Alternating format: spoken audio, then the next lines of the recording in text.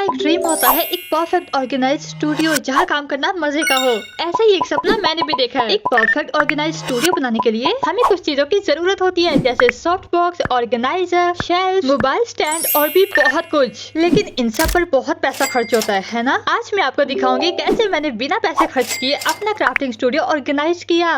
तो वीडियो आज की काफी ज्यादा इन्फॉर्मेटिव होने वाली है, तो वीडियो को एंड तक देखते रहना, बहुत कुछ सीखने को मिलेगा। तो वीडियो शुरू करने से पहले मैं आपको अभी का अपना क्राफ्टिंग स्टूडियो दिखाती हूँ, क्योंकि मुझे आपके ढेर सारे कमेंट्स आते थे कि अपना क्राफ्टिंग टूर करवा दो। तो ये अभी कुछ इस तरीके का दिखता है।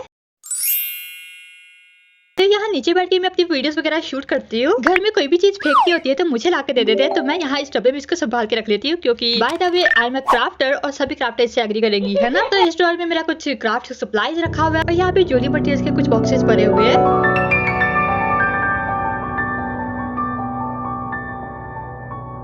तो ये वाला कैबिनेट मेरा बहुत ही ज्यादा स्पेशल है, बिकॉज इसे मैंने खुद अपने हाथों से DIY किया है। अगर आपने इसकी वीडियो नहीं देखी तो कहाँ थे अब तक। खैर कोई बात नहीं, इसका लिंक मैं अपने डिस्क्रिप्शन में और यहाँ आई बटन पे भी दे दूंगी, तो सुकून से जाके देख लेना। इस कैबिनेट को मैंने 2 साल पहले बनाया था, ये आज भी वैसे का वैसा ही है, बिल्कुल भी खराब नहीं हुआ। आखिर इसके पीछे का क्या सीक्रेट है वो तो आपको उसी वीडियो में पता चलेगा। तो मेरा अभी का स्टूडियो बिल्कुल भी ऑर्गेनाइज नहीं है, ये कुछ ऐसा दिखता है, लेकिन आज इसकी शक्ल बिल्कुल चेंज होने वाली है। और हाँ दोस्तों, आप सबको एक सीक्रेट बताऊं।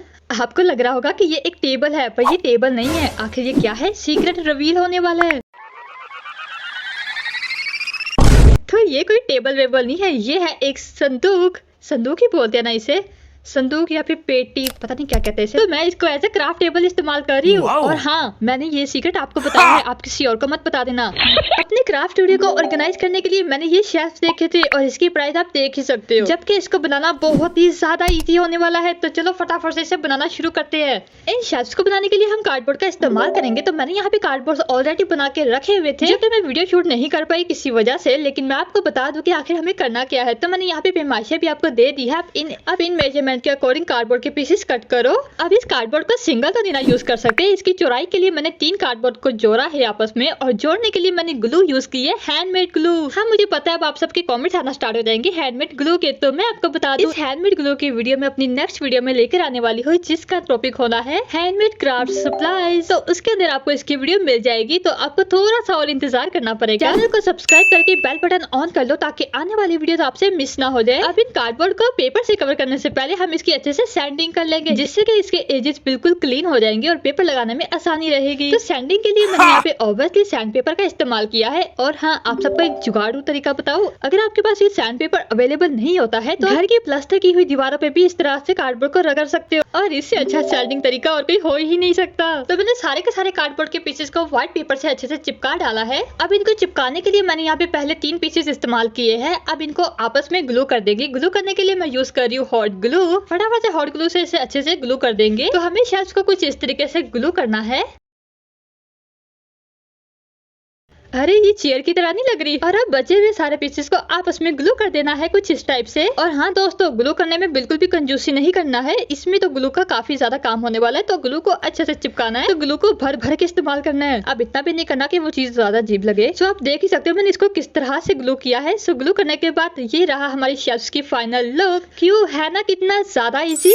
तो इस शेल्फ्स को हम जैसे चाहे वैसे ऑर्गेनाइज करके रख सकते हैं। ओह माय गॉड, मैं तो काफी ज्यादा एक्साइटेड हो रही हूँ इसमें अपना सामान ऑर्गेनाइज करने के लिए। सो वीडियो के आगे हम इसको भी ऑर्गेनाइज करेंगे। तो सेकंड पे हम बनाने वाले हैं इस टाइप के पैक बोर्ड्स, और जिससे कि हमारी काफी सारी चीजें अच्छे से ऑर्गेनाइज हो जाती है। लगभग सभी क्राफ्टर्स की वीडियो में मैंने इस पैक बोर्ड को देखा है, और मेरा भी बहुत ज्यादा मन था कि मेरे पास भी एक ऐसा पैक बोर्ड हो। तो आज ये फातिमा आप सबके साथ पैक बोर्ड का एक जुगाड़ू वर्जन शेयर करने वाली है। Are you guys ready? Okay, तो सबसे पहले हमें देखना होगा कि पैक बोर्ड कैसा होता है। तो ये कुछ ऐसा होता है, और इसकी प्राइस भी आप देख सकते हो ये कितने का होता है। लेकिन हम इसे बिल्कुल सस्ते तरीन जुगाड़ू तरीके से बनाने वाले हैं। तो हम इस्तेमाल करेंगे कुछ इस टाइप की नेट।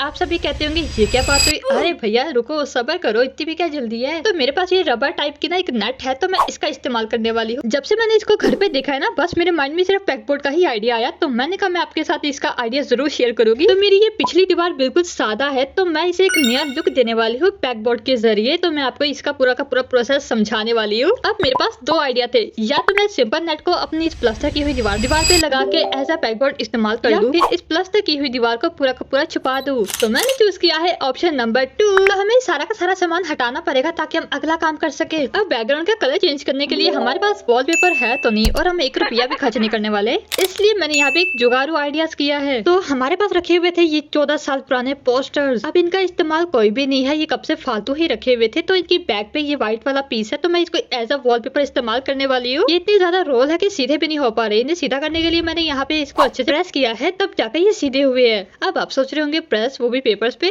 तो हाँ यार, ये बिल्कुल अच्छे से प्रेस होकर सीधे हो गए थे, बहुत ही अक्कर रहे थे मेरे सामने। तो हम ये तस्वीर नहीं बल्कि इसकी बैक साइड इस्तेमाल करने वाले हैं। तो अब इनको चिपकाने के लिए मैंने यहाँ पे अपनी हैंडमेड ग्लू को निकाल लिया है और मैंने इसके सहारे से इसको चिपकाने की कोशिश की, लेकिन ये आइडिया बहुत ही ज्यादा बेकार चला गया, क्योंकि मुझे काफी टाइम तक इसे होल्ड करके रखना पड़ रहा था, जो बिल्कुल भी अच्छे से चिपक नहीं रहा था, और ऊपर से ठंडी भी बहुत ज्यादा थी। तो इसलिए मैंने कहा यार इसको छोड़ो, हम कोई दूसरा आइडिया इस्तेमाल करते हैं। तो तभी मेरे दिमाग में एक और यूनिक सा आइडिया आया। तो यहाँ पे सारे पोस्टर्स को जमीन पे बिछा लिया है और टेप की मदद से दोनों पीसेस को आपस में ज्वाइन करते जा रही हूँ। जितना कि मेरा बेस है सामने वाला, मैं उतने हिसाब से इसे ज्वाइन कर लूंगी। ऐसे मैंने सारे पीसेस को टेप के साथ अच्छे से स्टिक कर लिया है। और हाँ, यहाँ पे भी मुझसे एक बहुत बड़ी गड़बड़ हो गई। मैंने 3 पोस्टर ज्यादा चिपका लिए, जिसकी वजह से मुझे दोबारा से इसका काम करना पड़ा। जितनी मेरी स्पेस थी ये उससे ज्यादा भरा बन गया था। ये 6 पीसेस का मैंने इसको रेडी करके बना लिया है। अब इसी पोस्टर को हम चिपकाने वाले हैं दीवार पे। हम इसे चिपकाएंगे नहीं बल्कि कुछ कील और हथौड़ी की मदद से लगाएंगे। अरे ये हथौड़ी नहीं, मैं इसकी बात कर रही हूँ। तो पोस्टर लगने के बाद ये कुछ ऐसा लग रहा है। अब बारी है इस मेन वाले पार्ट की, जिसके लिए मैं इस बैकबोर्ड को बना रही हूँ, और ये है वो नेट। अब इसी पोस्टर के आगे हम इस नेट को भी लगा देंगे कुछ इस टाइप से। यहाँ पे थोड़ी सी नेट ज्यादा एक्स्ट्रा हो गई थी, तो मैंने पीस को कट कर लिया और ये कुछ इस तरीके का लग रहा है। हाँ, अभी भी बहुत ज्यादा कबारा लग रहा है, लेकिन ट्रस्ट मी यार, इसका फाइनल रिजल्ट बहुत अच्छा आएगा। अब नॉर्मली बैकबोर्ड में इस टाइप के ऑर्गेनाइजर भी लगे होते हैं, तो इसका भी हम जुगाड़ करने वाले हैं। तो जुगाड़ के लिए हम यहाँ पे यूज करेंगे प्लास्टिक की बोटल्स। तो मेरे पास ये कुछ प्लास्टिक के कंटेनर्स है, खाली कंटेनर, इनका हम इस्तेमाल करेंगे। और ये पिंक कलर की ट्रे भी है, तो मैं सोच रही हूँ इसे भी हम हैंग कर लेंगे। So let's see. अब इन प्लास्टिक की बोटल्स को नीटली कट कर लेंगे, जो सा साइज हमें चाहिए उसी शेप में से कट कर लेंगे। तो पीछे से मैं इसे लंबा कट करूंगी ताकि हम इसे अपने बोर्ड में हैंग कर सके। तो पहला ऑर्गेनाइजर बनके बिल्कुल रेडी है। सेकंड के लिए हम यहाँ पे फिर से लेंगे प्लास्टिक की बोतल। तो मैंने यहाँ पे जामुन की बोतल का इस्तेमाल किया है। अब जो पैकबोर्ड पे मैंने नेट लगाई थी उसी से मिलता जुलता मेरे पास ये कपड़ा भी था, तो मैं इसको बोतल पे चिपकाने वाली हूँ। लेकिन चिपकाने से पहले मैंने बोतल में एक होल भी कर लिया है, जिससे कि हम अपने पैकबोर्ड में इसे इजीली से हैंग कर पाए। अब ग्लू गन की मदद से पूरी बोतल को कवर कर लेंगे इस फैब्रिक के साथ। इसे करना काफी ज्यादा टास्क था, बट मैंने इसे बहुत ही अच्छे तरीके से कवर कर लिया। तो हॉट ग्लू गन की मदद से हम अच्छे से स्टिक कर लेंगे। एंड यहाँ पे मैंने कुछ रिबन्स का इस्तेमाल भी किया है इसकी लुक को और भी ज्यादा बेहतर बनाने के लिए। सेम फैब्रिक से मैंने बाकी ऑर्गेनाइजर को भी कवर किया एंड ये काफी ज्यादा अच्छे लग रहे थे। तो चलो देखते हैं अब इन सारे ऑर्गेनाइजर को हमें किस तरह से हैंग करना है। तो फिर से हथौड़े का इस्तेमाल करने वाले हैं, लेकिन मैं आपको बता दूं यहाँ पे मैंने अपना डेस्क ऑर्गेनाइज कर लिया था, लेकिन मैं अभी आपको नहीं दिखाने वाली। तो वीडियो के एंड तक आपको ये दिख जाएगा। तो सभी चीजें सेट करने के बाद यहाँ पे एक छोटी सी जगह बच रही थी, तो हम यहाँ पर अपने ऑर्गेनाइजर्स को हैंग करने वाले हैं। तो सबसे पहले मैंने ये पिंक वाली ट्रे को लगाने का सोचा। मैंने इसे कील तो इसे लगाने का सोचा, लेकिन ये बार बार गिरी जा रही थी, बिल्कुल भी ठीक नहीं हो रही थी। फिर से मैंने कील को थोड़ा टेढ़ा करके लगाया ताकि ये ठहर जाए, लेकिन ये भी मुझे बिल्कुल भी पसंद नहीं आया। तो मैंने कहा चलो हटाओ यार, इसे हम अपने दूसरा ऑर्गेनाइजर को लगाते हैं। और हाँ, आप अपने घर में कील तभी ठोकना जब आपके पेरेंट्स आपको इजाजत दे, वरना आपके पेरेंट्स आप ही को ठोक देंगे। तो दोनों ऑर्गेनाइजर लगाने के बाद ये था हमारा तीसरा वाला प्लेट। ये बिल्कुल भी नहीं लग रहा था क्योंकि इसका शेप थोड़ा टेढ़ा मेरा था और दीवार के साथ ये बिल्कुल भी नहीं बैठ रहा था। तो बस फिर मैंने अपना थोड़ा बहुत और दिमाग लगाया और इसको थोड़ा सा शेप में देकर फिर से लगाने का सोचा है। और ये तो पहले से भी भद्दा है। इस ट्रे और दीवार के बीच में गैप आ रहा था, जिसे फिल करके हमारा ये ट्रे बिल्कुल सेट हो जाएगा। इसके लिए मैंने यूज किया एक फोम का छोटा सा टुकड़ा। तो बस मैंने फोम का टुकड़ा लगा के देखा कि आखिर कैसा रहेगा। तो ये ठीक तो हो गया था, लेकिन सामान रखने के बाद ये फिर से गिरा था। तो बस मैंने फोम के टुकड़े को निकाल के यहाँ पे थर्मोकोल का पीस लगा दिया था और अब ये बिल्कुल सही है। आपने बैकबोर्ड में इस टाइप की हुक्स देखी होंगी, जहाँ पर हम अपने बहुत सारे टूल्स को हैंग कर सकते हैं। इस टाइप के हुक्स हम अपने DIY बैकबोर्ड में भी इस्तेमाल करेंगे, जिसके लिए मैंने यहाँ पे कुछ इस टाइप के हुक्स ले लिए हैं। तो ये सारे हुक्स मुझे मिले थे भरे वाले पर्दे के अंदर, तो मैंने इसे कब से संभाल के रखा हुआ था और मुझे पता था ये कभी ना कभी जरूर काम आएगा। तो जहाँ पे मैंने पहले ऑर्गेनाइजर को लगाया था वहाँ मुझे बिल्कुल भी अच्छे नहीं लग रहे थे, तो मैंने उसको निकाल के ये हुक्स को लगाने का ट्राई किया है। तो मैंने हुक्स की ये जो 2 डंडियां थी इसे ऊपर की साइड कर लिया है। यहाँ पे हमें और हुक्स मिल गए हैं, हम इसमें अपनी चीजें और ज्यादा हैंग कर सकते हैं। तो ये कुछ इस टाइप का है। जो कील लगा हुआ ना, तो मैं उसको कुछ इस तरह से फंसा दूंगी। तो हमारे पास ये 2 एंटीने भी आ गए और यहाँ पे एक हुक भी आ गया। यहाँ पे हम अपना ढेर सारा टूल्स रख सकते हैं। एंड ओ माय गॉड, ये आइडिया एकदम परफेक्ट था, मुझे काफी ज्यादा अच्छा लगा। तो मैं हर तरफ ये हुक्स को लगाने वाली हूँ। तो मैंने यहाँ पे रखी अपनी ढेर सारी वॉशी टेप्स, कुछ की चेन और भी बहुत सारी चीजें रख सकते हो। तो ऐसे मेरे पास ये 6 पड़ी थे, तो 6 के 6 हुक्स मैंने अपने पैक बोर्ड में भी ऐड कर लिए। अब हमारा पैक बोर्ड खाली खाली ना लगे, इसके लिए मैंने यहाँ पे कुछ क्लिप्स ली है और इन्हें अच्छे से डेकोरेट कर सिंपली सुपर क्ले से हम कुछ भी DIY करके इसे चिपका लेंगे और हमारी ढेर सारी क्लिप्स बन के बिल्कुल रेडी हो गई है। आई तो आप पैक बोर्ड का फाइनल लुक देखना चाहते हो, लेकिन वो आपको आगे मैं दिखा दूंगी। लेकिन उससे पहले चलते हैं DIY नंबर 3। अगर आप एक YouTube क्राफ्टर हो तो आपको पता होगा एक अच्छी वीडियो के लिए एक अच्छी लाइटिंग का होना बहुत ज्यादा जरूरी है। और इस टाइप की सॉफ्ट बॉक्स बहुत ज्यादा महंगी आती है ना। और अगर आप बिगिनर्स हो तो इस तरह की लाइट्स लेने की आपको कोई भी जरूरत नहीं है, क्योंकि हम इसे खुद से DIY करने वाले हैं, जिसके लिए हमें कुछ बेकार सामान की जरूरत होगी। तो सिंपली हमें कार्डबोर्ड को कुछ इस टाइप से कट कर लेना है और इस तरह के मैंने 4 पीसेस को कट कर लिया है। अब तक तो आप समझ ही चुके होंगे कि हम क्या बना रहे हैं। तो हाँ, हम बना रहे हैं सॉफ्ट बॉक्स, जिसे बनाना काफी ज्यादा ईजी है और आपने बहुत सारे क्रिएटर्स की वीडियोस में ऑलरेडी देख चुके होंगे। तो हम भी इसे बनाते हैं, वो भी अपने स्टाइल में। 4 पीसेस को एक साथ स्टिक करेंगे, अंदर की साइड को फॉइल पेपर से कवर करेंगे, लेकिन हमारे पास फॉइल पेपर नहीं है। इसकी जगह पे हम यूज करने वाले हैं ये चिप्स के पैकेट्स। अब ये मत कहना कोई कि इसराइली प्रोडक्ट यूज करते हो, तो मैं आपको बताती हूँ ये मैंने पैकेट बहुत टाइम पहले के संभाल के रखे हुए थे। तो आज फाइनली मैं इसे यूज करने वाली हूँ। सारे चिप्स के पैकेट्स को उल्टा करके हम टेप की मदद से स्टिक करेंगे। इसे लगाते लगाते मेरी वीडियो रिकॉर्डिंग कब बंद होगी मुझे पता ही नहीं चला। काश मैं आप सबको दिखा पाती कि पेपर्स को लगाने में मुझे कितनी ज्यादा मेहनत लगी है, और आप होके एक छोटा सा लाइक भी नहीं करते। अब इस छोटे पीस को भी हम इस सिल्वर पेपर से कवर कर लेंगे। हमें अपने सॉफ्ट बॉक्स पे लगाना है होल्डर। तो मैंने यहाँ पे तार और होल्डर रेडी कर लिया है। और यहाँ पे एक प्रॉब्लम होगी, ये होल्डर तो अंदर जा ही नहीं रहा। जब फातिमा है साथ तो डरने की क्या है बात, हर एक चीज का जुगाड़ है मेरे पास। बस मैंने कार्डबोर्ड को एक साइड से कट किया और होल्डर को अंदर फंसा दिया। क्यों, मानते हो ना अपनी बहन को। अब मैं आपको बताती हूँ कि इस टाइप का होल्डर हमें किस तरह से रेडी करना है। तो हमें चाहिए पेचकस, एक इलेक्ट्रिक तार, होल्डर, स्विच और साथ में एक LED बल्ब। अभी बल्ब को पीछे रखो, हमें यहाँ पे अभी तार को निकालना है। जितनी भी आपको लेंथ चाहिए तार की फटाफट से इसे कट कर लो।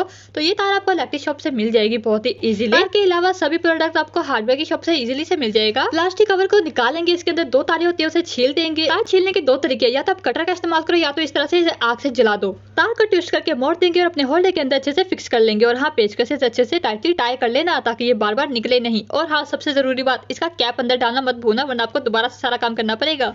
यहाँ पर मेरे होल्डर की चूड़ी टूटी हुई थी, जिसकी वजह से ये बंद नहीं हो रहा था, तो मैंने इसे टेप से अच्छे से सिक्योर कर लिया। एक साइड पे होल्डर लग गया, दूसरी साइड पे हमें ये स्विच लगाना है। फटाफट से स्विच को खोल देंगे और अपनी तारों को फंसाकर फिर से स्विच बंद कर लेंगे। और बस इतना सा काम था। डिस्क्लेमर, बिजली का काम अकेले में मत करे, यहाँ पे किसी ना किसी की हेल्प जरूर ले। और अगर आपकी उम्र 18 साल से कम है तो मेहरबानी करके किसी भरे की मदद लीजिए। अगर एक भी तार इधर उधर हो गई तो थैंक यू। अब इस होल्डर वाले कार्डबोर्ड को भी हम अपने ऊपर वाली साइड पे अच्छे से चिपका लेंगे। चिपकाने के लिए मैंने यहाँ पे टेप का ही इस्तेमाल किया है। बल्ब कनेक्ट करने के बाद अम्मी की किचन से उठा लो बटर पेपर, इसे भी मैंने टेप की मदद से चिपका लिया है। और अब चेक करते हैं इसका रिजल्ट, क्या ये वाकई में काम किया कि नहीं। इससे पता चलता है हमारी सारी तारें बिल्कुल ठीक लगी थी। अब अपने सॉफ्ट बॉक्स को नंगा थोड़ी छोड़ सकते हैं, इसे अच्छे से कपड़े पहना देते हैं। तो मैंने यहाँ पे ब्लैक पेपर का इस्तेमाल किया। इसे कपड़े पहना ही रही थी तब मुझे याद आया कि अरे यार, ये LED बल्ब तो बहुत बार खराब ही हो जाते हैं। अगर ये खराब हो गया तो मैं इसे चेंज कैसे करूंगी। तो सिंपली मैंने यहाँ पे एक खिड़की बना ली है, तो इसकी वजह से हम अपने बल्ब को काफी आसानी से चेंज कर सकते हैं। देखो, पहले करने वाले काम मुझे अब याद आ रहा है। अरे भाई, अपनी सॉफ्ट बॉक्स को हैंग करने के लिए कोई कुंडी शुंडी तो बनानी है ना। तो इसके लिए मैंने यहाँ पे एक ब्लैक रिबन लिया है। ये रिबन ये एक पाइपिंग है, तो पाइपिंग की मैंने कुछ इस तरीके से हुक बना के रेडी कर लिया। अरे अब इस होल्डर को बाहर निकाल के इस कुंडी को अटका लेंगे और बस फिर से होल्डर बंद करेंगे, बल्ब को अटैच करके होल्डर को फिक्स करेंगे और बाकी के कपड़े से पहना देंगे। तो ये रहा हमारे सॉफ्ट बॉक्स का फाइनल लुक। तो मेरा ये जो स्टैंड है, इसके साथ ही मैं अपने सॉफ्ट बॉक्स को हैंग करने वाली हूँ। पहले वाले बल्ब को निकाल देंगे और इसी कुंडी के साथ हम अपने सॉफ्ट बॉक्स को हैंग करेंगे। ये कुछ इस टाइप का लग रहा है। अरे भाई, इसके साथ तो बिल्कुल स्टूडियो वाइब आ रही है। चलो जल्दी से लाइट ऑन करके देख लेते हैं। अरे बाप रे, इसकी रोशनी तो काफी ज्यादा अच्छी है। ये सॉफ्ट बॉक्स लाइट तो एकदम परफेक्ट बनी है। तो यहाँ पे मैंने स्टैंड के ऊपर अपनी सॉफ्ट बॉक्स को लगाया था, लेकिन वहाँ पे ये बार बार हिली जा रही थी और बहुत ज्यादा डिस्टर्ब कर रही थी। तो मैंने इस ऊपर वाले स्टैंड को बाहर निकाल दिया और यहाँ पर इसका जो नीचे वाला पार्ट था उसके साथ अपनी सॉफ्ट बॉक्स को हैंग कर लिया और ये बिल्कुल भी नहीं हिल रही, बहुत ही अच्छे से फिट हो गई है। तो दिखाने का मकसद सिर्फ इतना था कि अगर आप भी यहाँ पे इसको हैंग करते हो ना, ऊपर वाले ये फोन होल्डर को निकाल कर फिर इसको हैंग करना, तो ये काफी अच्छे से हैंग हो जाएगी और हमारी सॉफ्ट बॉक्स का लुक काफी ज्यादा अच्छा आ रहा है।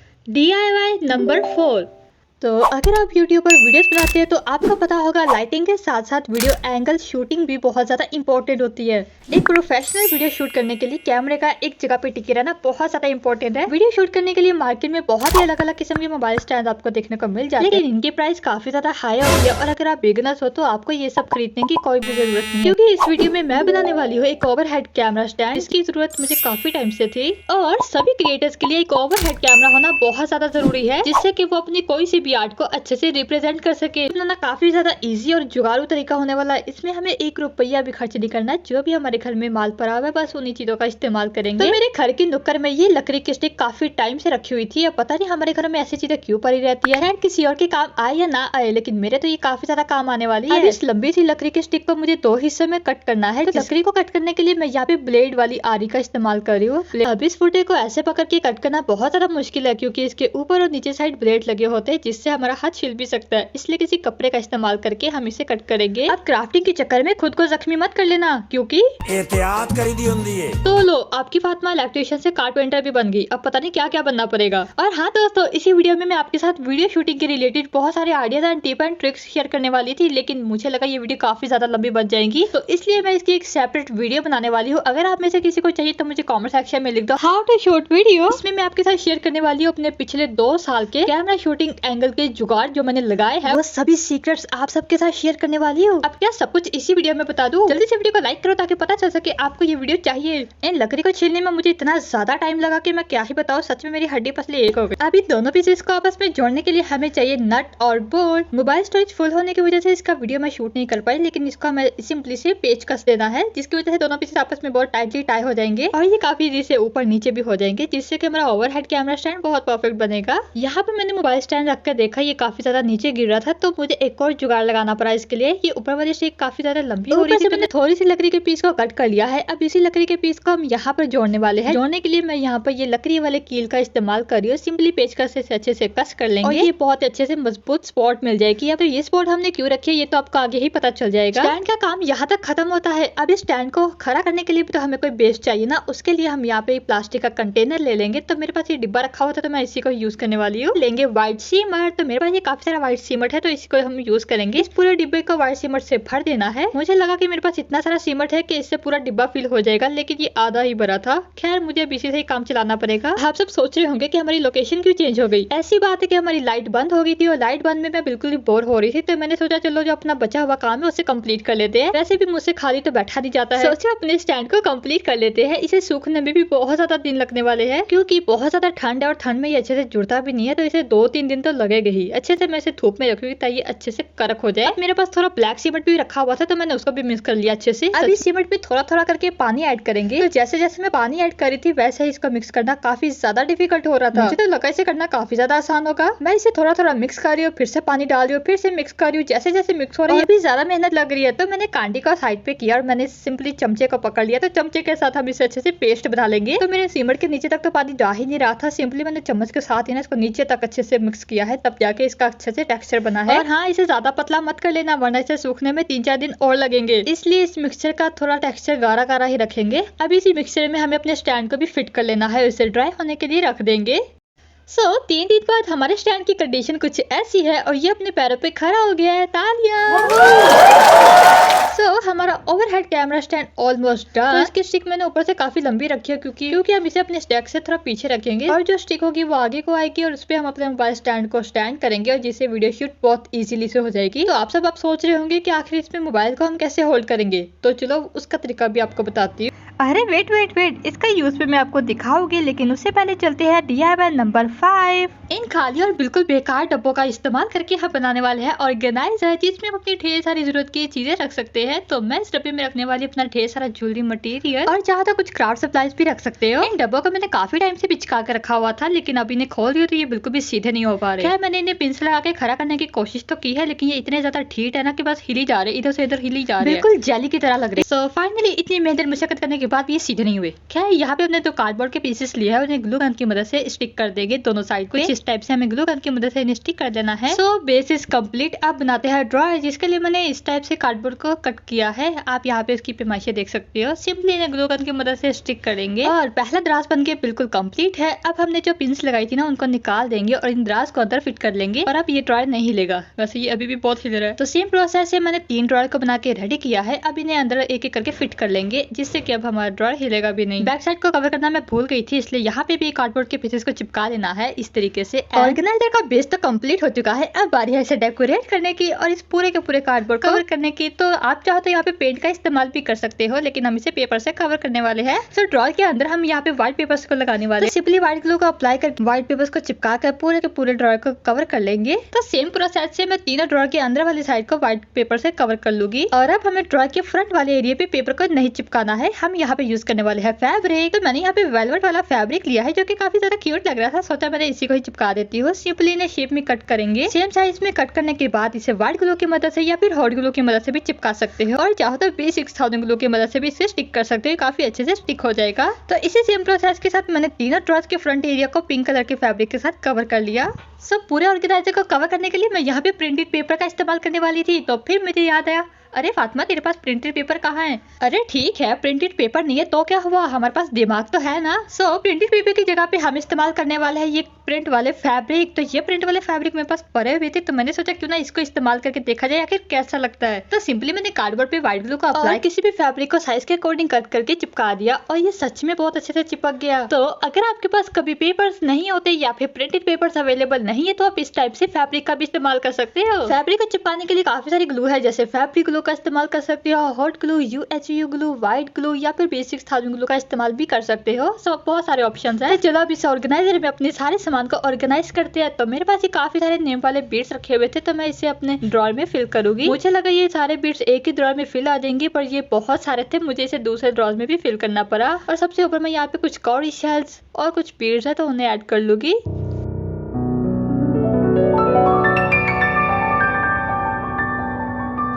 Let's move on DIY number 6। Pinterest पे मैंने इस टाइप की पेंसिल होल्डर्स देखे हो, ये पेंसिल होल्डर बहुत ज्यादा वायरल है, तो मैंने सोचा चलो हम इसे खुद से DIY करते हैं। तो इसकी प्राइस भी आप देख ही सकते हैं, लेकिन अब इसे खुद बनाने वाले हैं, वो भी 0 पैसों में। तो इसे बनाना काफी ज्यादा इजी होने वाला है। आप यहाँ पे कोई भी कार्डबोर्ड का इस्तेमाल कर सकते हो। तो मेरे पास ये मैक्रोनी का डिब्बा रखा हुआ था, तो मैं इसी को रीयूज करूंगी। तो सिंपली बॉक्स को मैंने कुछ इस शेप में कट कर लिया है, एंड अब हमें चाहिए बहुत सारे कार्डबोर्ड के पीसेस। आपको मैं यहाँ पे सारी मेजरमेंट दे दूंगी, तो आप सेम साइज के अकॉर्डिंग ही कट करके बना सकते हो। सिंपली अब बारी है ग्लू करने के लिए मैं यूज करूंगी हॉट ग्लू। तो सारे पीसेस को हॉट ग्लू की मदद से हमें कुछ इस टाइप से स्टिक करते जाना है। ऊपर साइड भी कार्डबोर्ड लगाने के बाद एंटेडा, हमारा ये पेंसिल होल्डर बनके बिल्कुल रेडी है। क्यों है ना कितना ज्यादा आसानी से बनाना। बेस तो कंप्लीट हो चुका है, अब बारी है इसे कवर करने की। चाहो तो आप यहाँ पे पेंट का इस्तेमाल कर सकते हो, लेकिन मैं इसे करने वाली हूँ पेपर से कवर। तो यहाँ पे मैं पेस्टल कलर की शीट को चिपकाने वाली हूँ। मैं यहाँ पे B6000 ग्लू की मदद से इसे चिपकाऊंगी। कॉर्नर्स पे ग्लू को अप्लाई करके पेपर को अच्छे से कवर कर लेंगे। एंटेडा, तो हमारा ये पिंटरेस्ट इंस्पायर्ड और बहुत ही ज्यादा ट्रेंडिंग होल्डर बनके बिल्कुल रेडी है। क्यों है ना इसे इतना ज्यादा आसान बनाना, तो सोच के रहे हो इसे आप भी घर में जल्दी से DIY कर लो।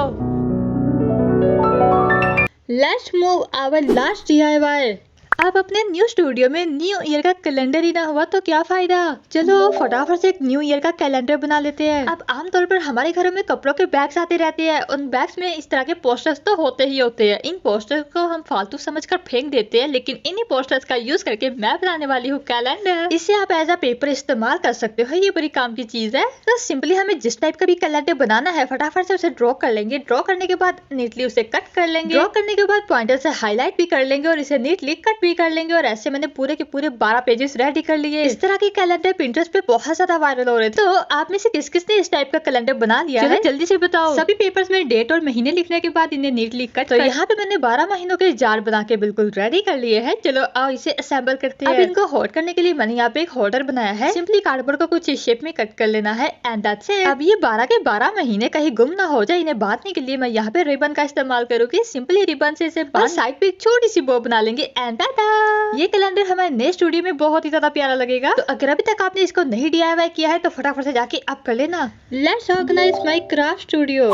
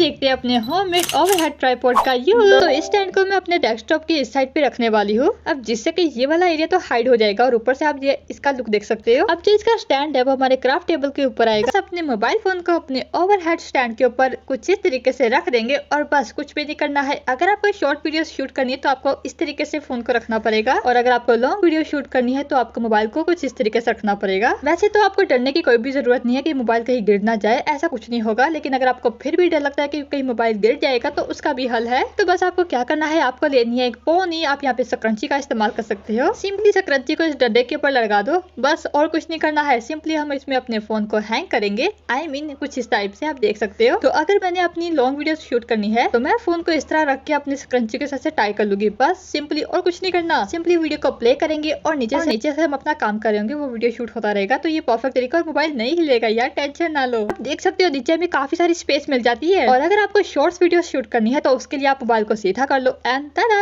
बस इतना सही काम है। तो ये रहा हमारे ओवरहेड ट्राइपॉड का फाइनल लुक। ये मेरे तो काफी ज्यादा काम आने वाला है और काफी सारी वीडियो में इससे शूट भी कर चुकी हूँ। आप बताना आपको ये ओवरहेड ट्राइपॉड का आइडिया कैसा लगा, और आप इसे जरूर ट्राई करना क्योंकि इसे बनाना काफी ज्यादा इजी है। हमें कुछ भी नहीं करना, सिर्फ 2-3 काम है और उसकी मदद से हमारा ओवरहेड ट्राइपॉड बनके बिल्कुल रेडी हो जाएगा। इस ओवरहेड ट्राइपॉड की खास बात बताओ, वीडियो शूटिंग का काम खत्म होने के बाद आप इस स्टैंड को ऊपर की साइड रख सकते हो, जिससे कि ये डंडा आपको डिस्टर्ब नहीं करेगा। और जब भी मुझे शूट करना होगा सिंपली इसको हम नीचे करेंगे, मोबाइल को ऊपर रखेंगे और बस सिंपली शूटिंग स्टार्ट कर लेंगे। तो क्यों है ना काफी कमाल का आइडिया। आप सबको ये आइडिया कैसा लगा मुझे इस बारे में जरूर से बताना। सो क्यूटीज, आपको मेरा ये जुगाड़ू क्राफ्ट स्टूडियो कैसा लगा मुझे कमेंट्स करके जरूर से बताना। मुझे इस वीडियो को बनाने में बहुत ज्यादा मेहनत लगी है, तो आप एक छोटा सा लाइक जरूर करना। उम्मीद करती हूँ ये वीडियो आप सबके बहुत ज्यादा काम आएगी। सो वीडियो को लाइक कर देना। अब मिलेंगे अगली वीडियो में। खुदा हाफिज।